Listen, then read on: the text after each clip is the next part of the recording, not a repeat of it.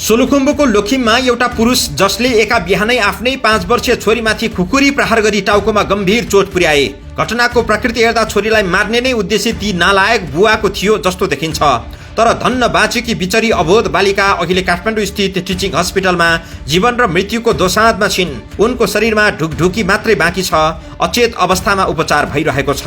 आज बिहान करिब 6 बजे लोखिमको गोपे स्थित घरबाट नजिकै बाटोमा हिँडिरहेको अवस्थामा 32 वर्षीय बुबा चमकुमार तामाङले आफ्नै 5 वर्षीय छोरी पवित्रा तामाङलाई आफैले भिरेको खुकुरी टाउकोमा प्रहार गरेका थिए। प्रत्यक्षदर्शीहरूका अनुसार छोरी बाटोमा ढलेपछि बुबा चमकुमार तामाङ जंगलतिर फरार भए। गाउँलेहरू कोही बच्चाको उद्धार गर्नतर्फ लागे, कोही उनलाई खोज्नतर्फ लागे। घटनाको योजना विशेष गरी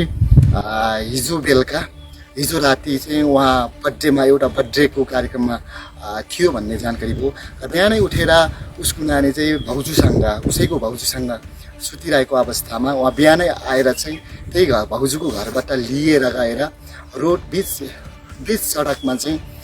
बीच सडकमा चाहिँ लगेर खुकुरी प्रहार गरेर ऊ आफै पनि मार्छु भनेर चाहिँ आफैलाई पनि खुकुरी हानेको प्रयास गरेको देखिन्छ। थुलुङ दुधकोशी अस्पतालमा आकस्मिक उपचारपछि बच्चीलाई थप उपचारको लागि थुलुङ दुधकोशी गाउँपालिकाले हेलिकप्टर चार्टर गरेर काठमाडौँ ल्याएको छ र अहिले त्रिवी शिक्षण अस्पताल महाराजगञ्जमा उपचार भइरहेको छ।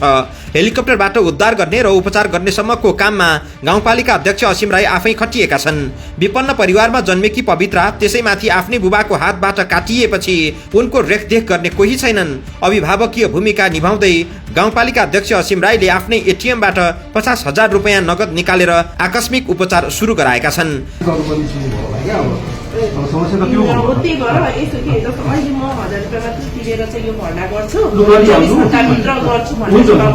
यता बालिकालाई आकस्मिक कक्षमा उपचार पश्चात आइसियुमा स्थानान्तरण गरिएको छ। बालिकाको उद्धारका लागि चार्टर गरेको हेलिकप्टरको खर्च गाउँपालिकाको आपतकालीन कोषबाट भरण गर्ने अध्यक्ष राईले बताएका छन्। यता छोरीलाई खुकुरी प्रहार गरी फरार भएका बुबा चमकुमार तामाङलाई अपराह्न सुके पोखरी जंगलमा फेला पारिएको छ।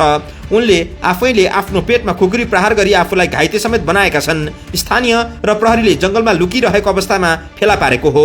आफन्तहरूका अनुसार चमकुमार तामाङ मानसिक सन्तुलन बिग्रिएका व्यक्ति हुन्। उनी मदिरा अत्याधिक सेवन गर्दथे।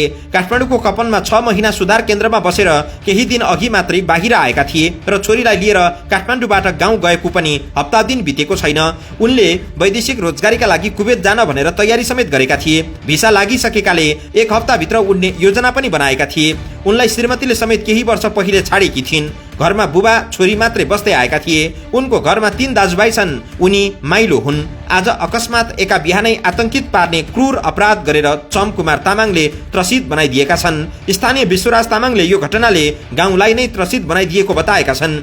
बिहे गरेको लगभग 4-5 वर्षपछि र अथवा नानी 3-4 वर्षको हुँदा बुढीलाई पनि पटक पटक यस्तै यातना दिने, मार्छु काट्छु भन्ने धम्की पहिलेदेखि गर्दै आएको हुँदाखेरि बुढीलाई पनि छोडेर अन्तै बिहे गरेको जानकारी प्राप्त गरेको छ। र विशेष गरी त्यो नानी ऊ आफैसँग रहेको जानकारी गराउँछ। र विशेष उहाँको पवित्र तामाङ उहाँको छोरी विगत 3 वर्षदेखि नै उहाँको साथमा थियो र उहाँसँगै रहेको जानकारी गराउन चाहन्छु। र उनी फेला नपर्दासम्म गाउँ आतंकित बनेको थियो। प्रहरी नियन्त्रणमा परेका उनलाई उपचारसँगै अनुसन्धान प्रक्रिया अघि बढ्ने जिल्ला प्रहरी कार्यालय सोलुखुम्बुका डीएसपी द्वारिका प्रसाद घिमिरेले बताएका छन्। आफ्नै छोरीमाथि धारिलो हतियार प्रहार गरिएको यो घटना निकै त्रासदीपूर्ण देखिन्छ। जन्म दिने बुबाबाट एउटी अबोध बालिकाले बिना कारण झण्डै मृत्युवरण गर्नु पर्यो। हुन त अहिले पनि ती बालिकाको स्वास्थ्य खतरामुक्त छैन। चिकित्सकहरूले उपचारलाई जारी राखेका छन्।